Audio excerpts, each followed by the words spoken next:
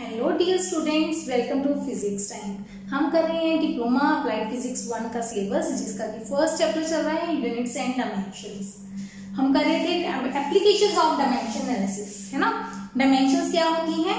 Fundamentals की power किसी derived quantity को डिफाइन करने के लिए कि ड्राइव्ड क्वांटिटी किन किन फंडामेंटल पे डिपेंड करती है।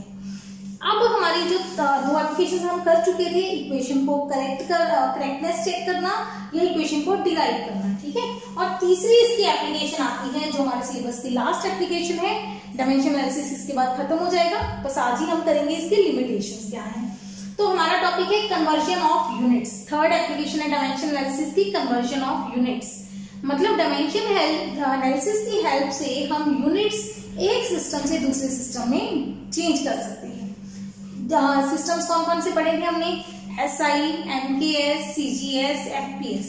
इन सिस्टम्स की आपस में इंटरचेंज करना हो तो हम डायमेंशन एनालिसिस की हेल्प से इजीली कर सकते हैं। कैसे होता है? देखो, एक सिंपल सी मैं चीज लिखती हूँ बोर्ड पे, 1 किलोमीटर, ठीक है। अगर मैं इसको 1000 मीटर लिख दूं तो क्या ये गलत है कि सही है? सही है। मतलब किलोमीटर से मीटर में चले गए तो आगे जो नंबर है वो चेंज हो गया। यहाँ पे नंबर कितना है? 1 किलोमीटर। यहाँ पे नंबर कितना है? 1000 मीटर। याद रखो, ये क्या है? यूनिट। ये क्या है? Numerical value. ये क्या है? पीछे यूनिट, आगे क्या है? Numerical value. किसी भी फिजिकल क्वांटिटी मतलब जो क्वांटिटी मेजर हो सकती है उसको हम क्यू से लिखते हैं। क्वांटिटी को क्यू से शो करेंगे तो क्यू को किस फॉर्म में लिखते हैं हम? n into you. You for unit, n for number, numerical value. तो जितना यूनिट बड़ा उतना उसका नंबर छोटा, जितना यूनिट छोटा उसका नंबर बड़ा। अब एक ले लो मीटर, एक ले लो सेंटीमीटर। मीटर बड़ा है कि सेंटीमीटर? मीटर बड़ा है, पता ही है। मीटर इतना बड़ा होता है ना, मीटर रॉड होती है जो। सेंटीमीटर कितना होता है? इतना सा स्केल में हिस्सा होता है, जो स्केल का छोटा सा हिस्सा है ना, स्केल में जो सेंटीमीटर्स होते हैं। मीटर बड़ा है तो अगर मैं 5 मीटर लिखूं तो सेंटीमीटर में कितना लिखना पड़ेगा मुझे? 500। पता है ये फैक्टर्स? कुछ फैक्टर याद है? वैसे मैंने आपको वो करवाए थे ना, prefixes, deca, deci, metre, kilo, है ना, किलो, मिली, वो वाली चीजें यूज हो रही है। मीटर के साथ नंबर 5 है तो सेंटीमीटर छोटा हो गया तो नंबर बड़ा हो गया, लेकिन क्वांटिटी उतनी रही। चाहे आप दुकानदार को बोलो 5 मीटर कपड़ा दे दो, चाहे आप बोलो 500 सेंटीमीटर कपड़ा दे दो, बराबर ही आएगा, ठीक है। या आप शुगर लेने जा रहे हो, 1/2 किलो ले लो, आधा, ये फैक्टर आधा ही है, 1/2 है। या 500 ग्राम ले लो, एक ही बात है ना। दोनों बराबर है, क्वांटिटी उतनी ही है, चीज उतनी ही मिलेगी आपको, लेकिन न्यूमेरिकल फैक्टर फर्क होता है। तो इस चीज को हम क्या लिख सकते हैं? ध्यान देना, हम लिख सकते हैं n1u1 बराबर n2u2। यूनिट चेंज हो गए तो नंबर भी चेंज हो गए। हमारी क्वांटिटी होती है nu, क्वांटिटी तो दोनों ही बराबर है, तो इधर हो गया n1u1, इधर हो गया n2u2। समझ आ गई? अच्छा, अब जो भी आपका यूनिट होगा, किसी भी क्वांटिटी का यूनिट, वो हमेशा mlt की फॉर्म में होगा। कोई भी क्वांटिटी है वो mlt कौन है? हमारे फंडामेंटल। अगर मास है तो m की पावर 1 आ जाएगी, अगर लेंथ है तो l की पावर 1 आ जाएगी, फोर्स है तो m और l की पावर 1 आ जाएगी, t की पावर -2 आ जाएगी। मतलब कोई भी यूनिट हुआ m y z, mlt की पावर 1 x y z आएगी। अच्छा, यूनिट है m1 m1 l1 t1 आ जाएगा। अच्छा, अगर u2 हुआ तो वो क्या होएगा? m2 l2 t2 power x y z। Power नहीं चेंज होगी क्योंकि क्वांटिटी तो वही है, बराबर रखा है राजे। तो इधर फोर्स है तो इधर भी फोर्स आएगी। फंडामेंटल चेंज हो जाएंगे, जैसे इधर फंडामेंटल SI में किलोग्राम है, इधर ग्राम आ गया CGS में, है ना। फंडामेंटल चेंज हो जाएंगे लेकिन डायमेंशन वही रहेंगी। पुट कर दो वैल्यूज। अगर ये मुश्किल लग रहा है ना, घबराना नहीं है, हमने सिर्फ आंसर लेके आना है। यहां से नहीं भी याद हो तो कोई बात नहीं, सिर्फ आंसर याद कर लो। जो एंड में आंसर बताऊंगी वो याद कर लेना।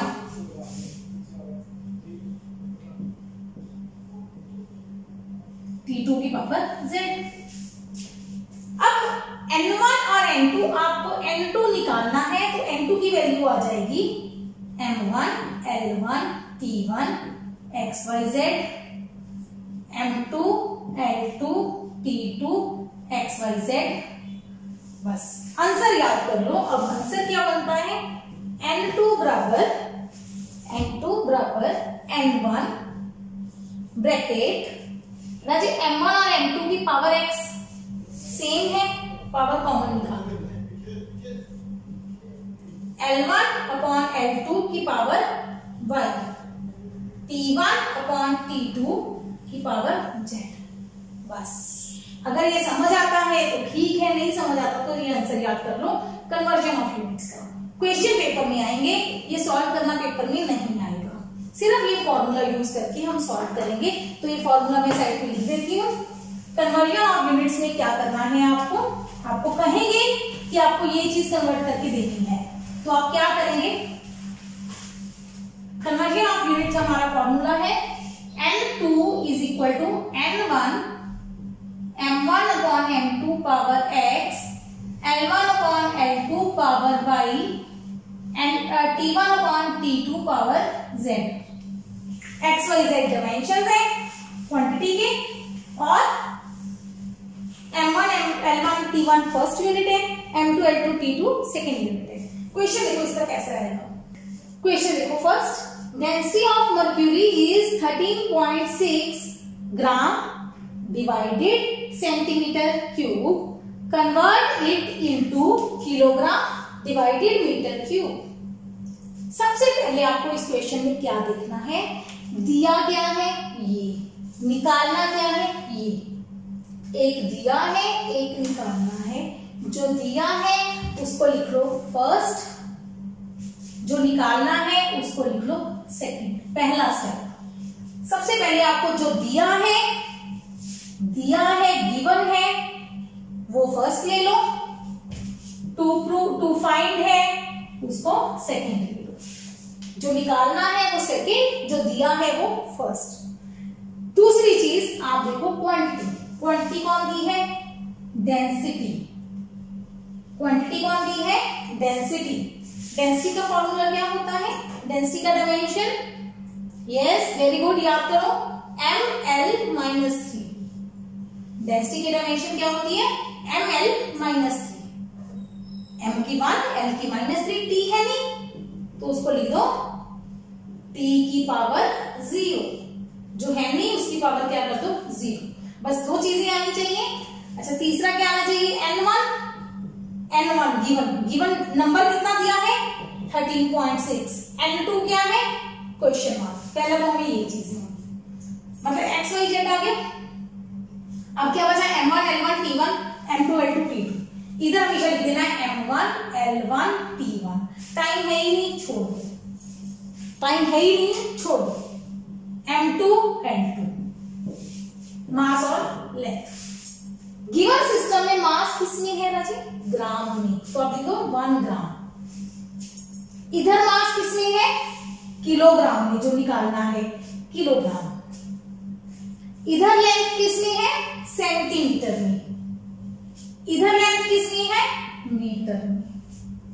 ठीक है, पहला स्टेप आपने देखना है कि मास लेंथ टाइम गिवन सिस्टम में कौन से हैं, निकालने वाले में कौन से हैं, क्वेश्चन से पता चल जाएगा। ठीक है, N1 दिया हुआ है, N2 क्वेश्चन मार्क है, डेंसिटी के डायमेंशन आप खुद से लिखोगे, खत्म बस। N2 बराबर N1 M1 upon M2 power X, X1 है, L1 अपॉन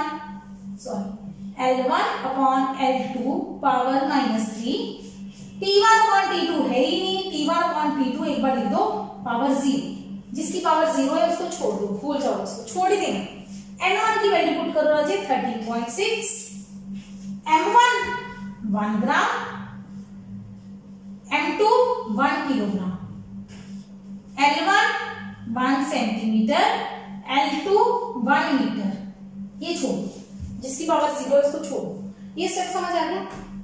ठीक है, अगला स्टेप अब देखो, अब सीखना है हमें 1 किलोग्राम में कितने ग्राम होते हैं? 1 किलोग्राम में कितने ग्राम होते हैं? 1000 ग्राम।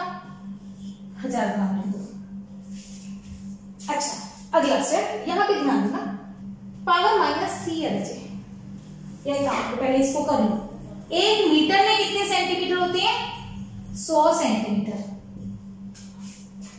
देखो ग्राम ग्राम सेम है, कट जाएगा, सेम कटेंगे, अदरवाइज नहीं कटेंगे। सेंटीमीटर सेंटीमीटर कट गए, जो बचा है वो लिखो। क्या बचा? 13.6 गुना 1/1000 गुना 1/100 की पावर -3। पावर माइनस से उल्टा कर दो अंदर वाली चीज को, 100/1 की पावर 3। बस ये सीख रहे तो क्वेश्चन हो गया।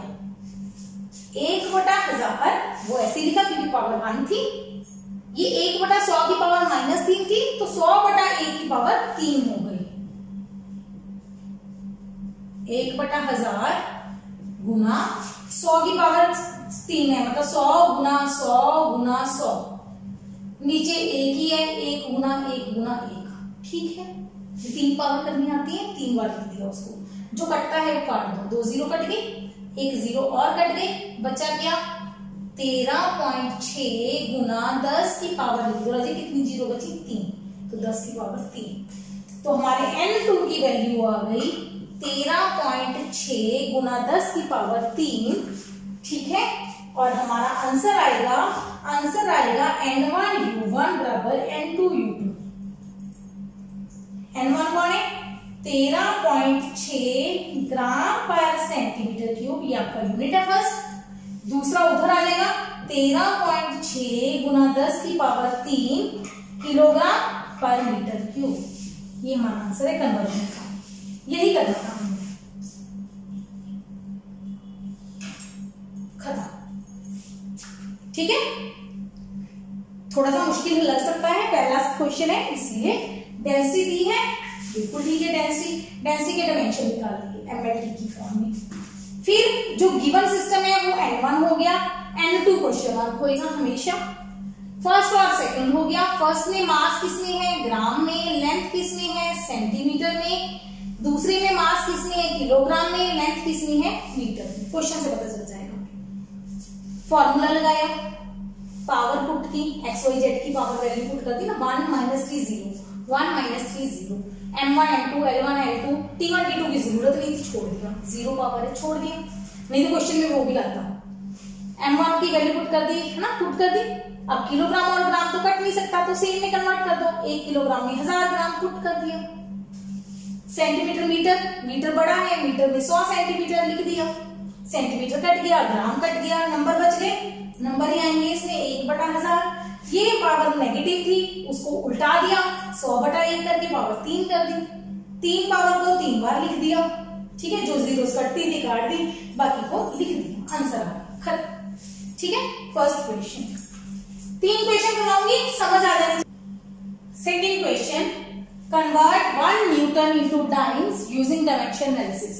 ये लिखा होगा, डीए मैंने लिखा होगा शॉर्टकट, डायमेंशन एनालिसिस मतलब डायमेंशन की हेल्प से न्यूटन को टाइम में कन्वर्ट करो, ठीक है। डायमेंशन हमारी हेल्प करेगा। अब न्यूटन और टाइम क्या है ये खुद याद करनी है। क्या है?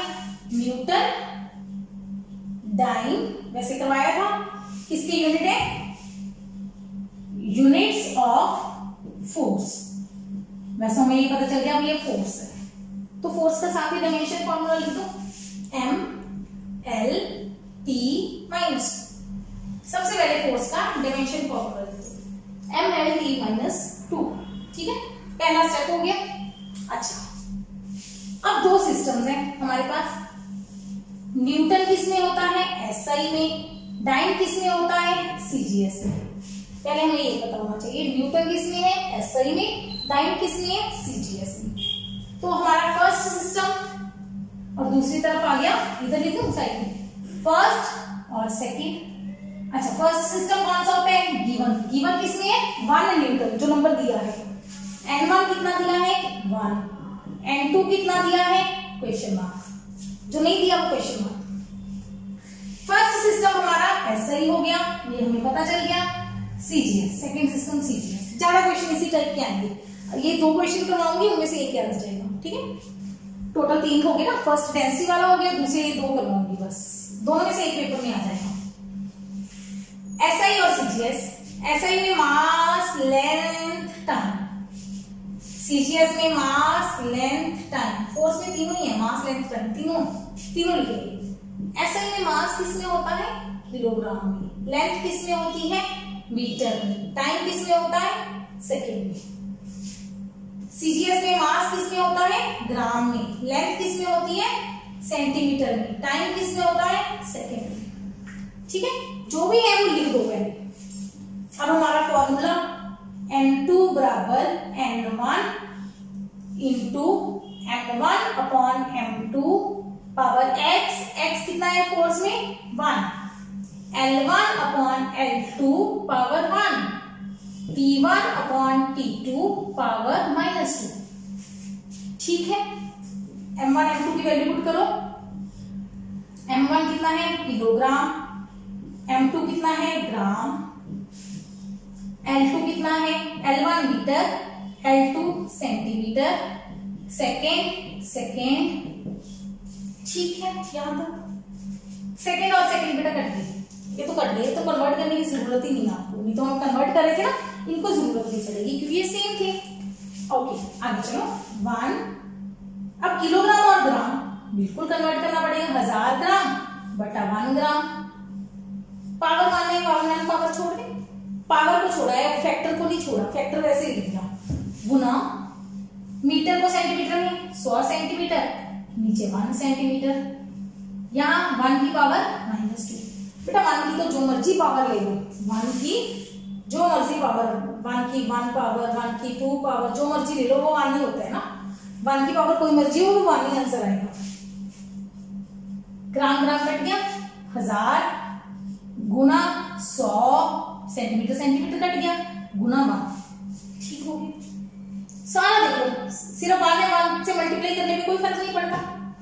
10 की पावर देखो कितनी बनेगी, जितनी जीरो है वो जीरो गिन लो, 1 2 3 4 5 जीरो आई है, 10 की पावर 5, तो N2 की वैल्यू कितनी आ गई, 10 की पावर 5, तो हमारा आंसर आ गया N1 U1 बराबर N2 U2।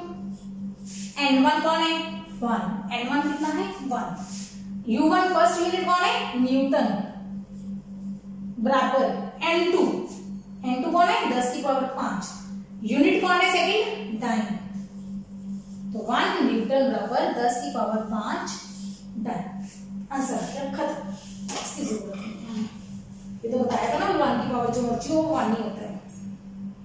Newton into dine ऐसे कन्वर्ट करना है, न्यूटन से डाइन में, ठीक है, नोट कर लो। थर्ड एग्जाम्पल, इसी क्वेश्चन में चेंजेस करूंगी राजे।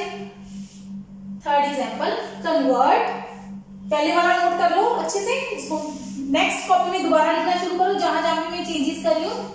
फर्स्ट रहेगा convert joule into ergs, joule into अर्ग्स।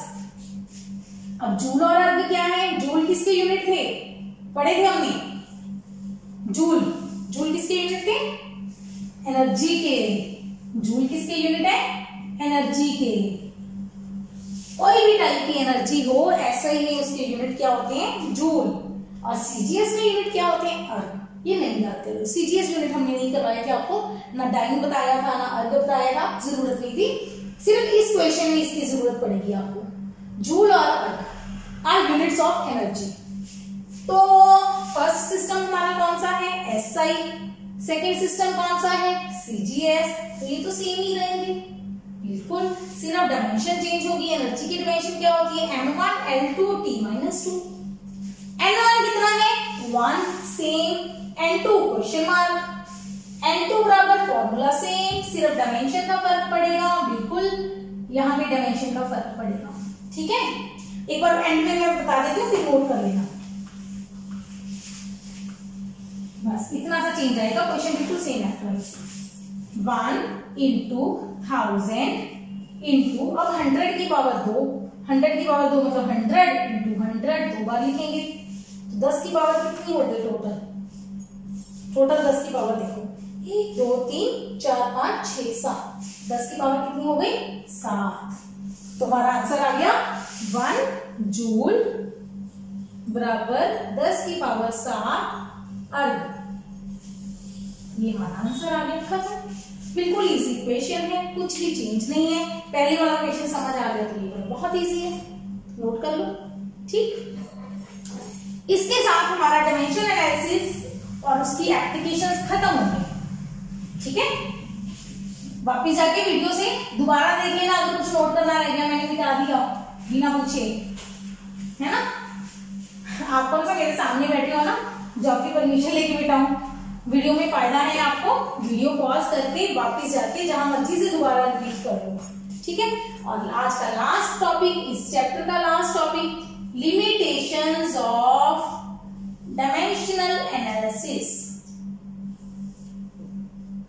Dimension analysis की लिमिटेशंस क्या है?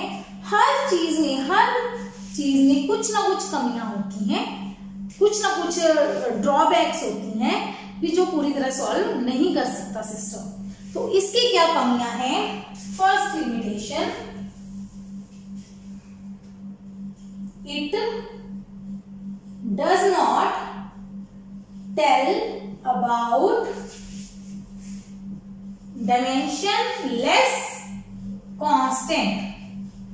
ये हमें डायमेंशनलेस कांस्टेंट के बारे में नहीं बताता।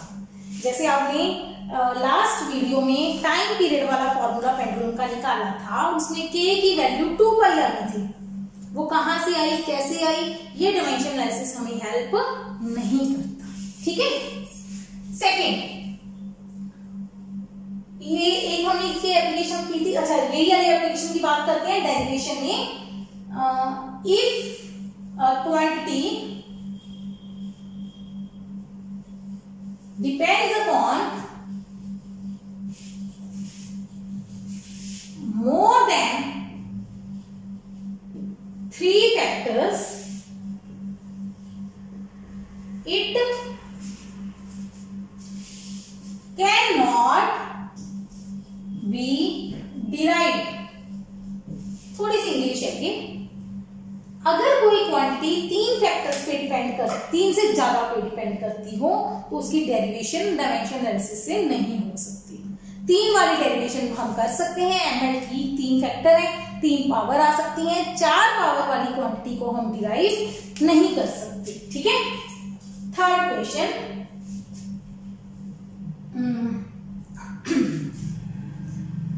Equations with trigonometry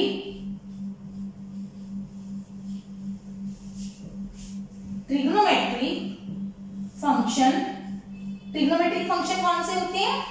sine cos tan वाले, कैन नॉट बी डिराइव्ड। जिसमें ट्रिग्नोमेट्रिक फंक्शन आ जाएंगे उनकी भी हम डेरिवेशन नहीं कर सकते। फोर्थ, डेरिवेशन की कमियां है, हम डेरिवेशन हर एक इक्वेशन की नहीं कर सकते, बताया था मैंने। कुछ डेरिवेशंस हो सकती हैं, जैसे हमने कर ली है, energy equal to mgh, force is equal to mv square by r, time period of pendulum is equal to √L/g, एक हमने किया था वेवलेंथ वाला। वैसे कुछ कर सकते हैं, हर एक नहीं कर सकते। Equations having more than 1 term can not be derived. मतलब क्या है? एक टर्म से ज्यादा टर्म्स हो, मतलब हमने क्वेश्चन किया energy is equal to mgh, है ना, ये पोटेंशियल एनर्जी का फॉर्मूला है। अगर हम कह दें एनर्जी बराबर mgh plus half mv square, not possible, ये डिराइव नहीं कर सकते हम। इसमें 2 टर्म आ गई, पहली दूसरी, 2 को ऐड किया हुआ है। मतलब ऐसे कह लो, addition subtraction,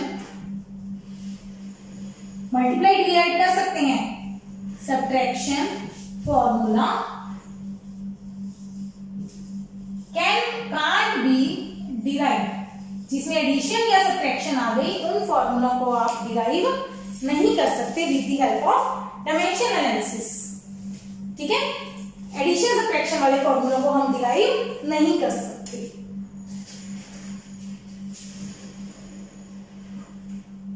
next fifth, formula with 2 factors of same dimensions can't be derived। मतलब हर तरह की डेरिवेशन नहीं कर सकते जिसमें 2 फैक्टर आ जाए जिनकी सेम डायमेंशन हो। मतलब मान लो एक क्वेश्चन आ जाए हमारे पास, कोई भी क्वांटिटी आ जाए Q, वो किस पे डिपेंड करती हो? वो डिपेंड करती है मास, अच्छा फोर्स लगा लो, ये वाली Mf G M1 M2 by R², ये 2 मासेस आ गए, ठीक है, दोनों मासेस के सेम डायमेंशन है। तो इस तरह के फॉर्मूले को हम डिराइव नहीं कर सकते। हम मास एक ही बार आएगा तो कर सकते हैं, अदरवाइज हम डिराइव नहीं कर सकते। या कोई फॉर्मूला आ जाए जिसमें इनिशियल वेलोसिटी भी आ जाए, फाइनल वेलोसिटी भी आ जाए, वो फॉर्मूला हम डिराइव नहीं कर सकते। सेम डायमेंशन वाले फॉर्मूले डिराइव नहीं कर सकते, ठीक है। it does not tell about exact correctness। ये पूरी तरह नहीं बताएगी कि इक्वेशन सही है। मतलब क्या है, हमारी इक्वेशन जो सही है actually v equal to u plus at, ये सही है, डायमेंशन की हेल्प से भी ये सही है। अगर पेपर में आ जाए v equal to 5u plus 2at, ऐसा फॉर्मूला आ जाए, आप डायमेंशन से हेल्प से चेक करो, दोनों तरफ की डायमेंशन क्या आएंगी? सेम, तो आपको कि फॉर्मूला सही है, लेकिन फॉर्मूला क्या है? गलत। समझ आ गई?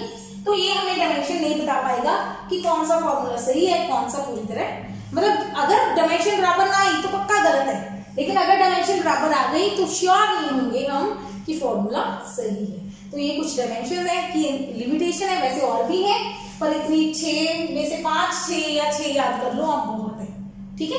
इतना से बड़ा क्वेश्चन आपके पेपर में नहीं आएगा, जहां बोर्ड के सिलेबस में नहीं आएगा, ठीक है। तो इतनी डायमेंशन की लिमिटेशन याद कर लो, दैट्स सफिशिएंट, ठीक है। खत्म करें। इस पूरे लेक्चर के साथ हमने डायमेंशन एनालिसिस चैप्टर कंप्लीट कर दिया है। क्या क्या टॉपिक किए हैं इसमें कवर, रिवीजन करवा देती हूँ, थोड़ा सा बता देती हूँ। पहले डायमेंशंस क्या होती हैं, डायमेंशन फॉर्मूला क्या होता है, डायमेंशन इक्वेशन क्या होती है। फिर हमने किया था बहुत सारी ऑलमोस्ट 20-25 फिजिकल क्वांटिटीज के डायमेंशन फॉर्मूले आपको याद करवाए थे टेबल बना के, वो याद कर लो अच्छे से। फिर हमने किया था principle of homogeneity of dimensions, कि डायमेंशन में होमोजेनिटी है, सेम क्वांटिटीज को ऐड कर सकते हैं, सेम को सब्ट्रैक्ट कर सकते हैं, मल्टीप्लाई किसी को भी कर सकते हैं, डिवाइड किसी को भी कर सकते हैं, लेकिन ऐड या सब्ट्रैक्ट उन्हीं क्वांटिटीज को किया जा सकता है जिनके डायमेंशन फॉर्मूले सेम हो, ठीक है। उसके बाद की हमने एप्लीकेशंस ऑफ डायमेंशन एनालिसिस, कौन कौन सी? फर्स्ट एप्लीकेशन की correctness of equation, second application की हमने डेरिवेशन ऑफ इक्वेशन, और आज लास्ट थर्ड एप्लीकेशन की conversion of units from one system to other system, ठीक है। और लास्ट में हमने किया लिमिटेशंस, डायमेंशन एनालिसिस की कमियां क्या हैं। ज्यादा कमियां हैं कांस्टेंट को लेके, कि कांस्टेंट वाली ना इक्वेशन डिराइव कर सकते हैं, ना करेक्टनेस बता सकते हैं, ठीक। तो इसी के साथ लेक्चर खत्म करते हैं। तो keep watching, keep learning, take care.